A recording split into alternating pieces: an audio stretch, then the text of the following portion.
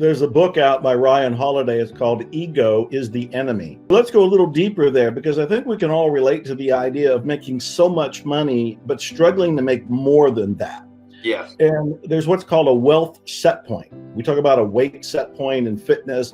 Well, there's a wealth set point, and that is in your subconscious, unconscious mind, is this invisible line where you, because of your belief system, believe you can only have so much money. And in fact, if you cross that line a little bit, you'll have an accident, there'll be some sort of problem, you'll have some bills surface, something unexpected will require some payment, or maybe you'll just get reckless and you'll start spending it, losing it. And before you know it, it's not there anymore.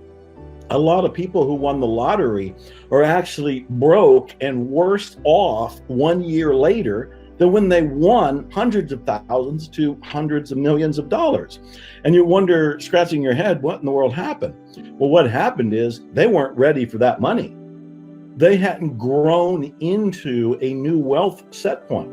I knew this back in the early days of internet marketing, probably back in the 1990s. And I wrote one of the first books on internet marketing and was considered a pioneer of internet marketing. I started making quite a bit of money, but I noticed I hit a ceiling. It was like, how can I hit a ceiling? This is the internet. There's no block and there's nobody regulating it. And I remember questioning in my own brain, what would be in me that would stop me from making more money in a world that is truly unlimited and with a terrain, the internet, that is global, intergalactic maybe, with no limitations, no boundaries whatsoever. And it dawned on me, I didn't want to be more successful than my father. Wow. I remember thinking, oh my God, I was worried that he would be embarrassed. I was worried that I would shame him in some way, shape, or form.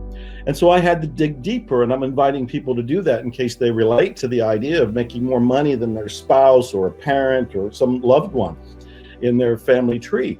And I remember thinking to myself, would my father be embarrassed? And I thought, no, he'd be proud. Yes.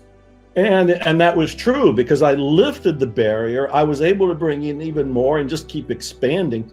And as I was, he truly was.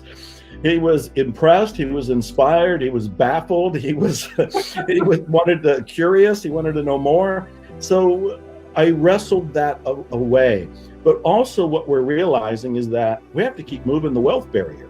Yes. That wealth set point, we keep changing it. We keep raising it. I think it's your buddy Arnold Schwarzenegger who always says, stay hungry.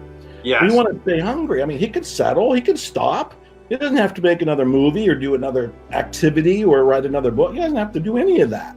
Right. He's doing it anyway because he has to keep growing. He has to keep stretching. And I think that's one of the secrets. We want to keep looking at ourselves, keep dismantling the blocks, removing the limitations, and then keep going forward.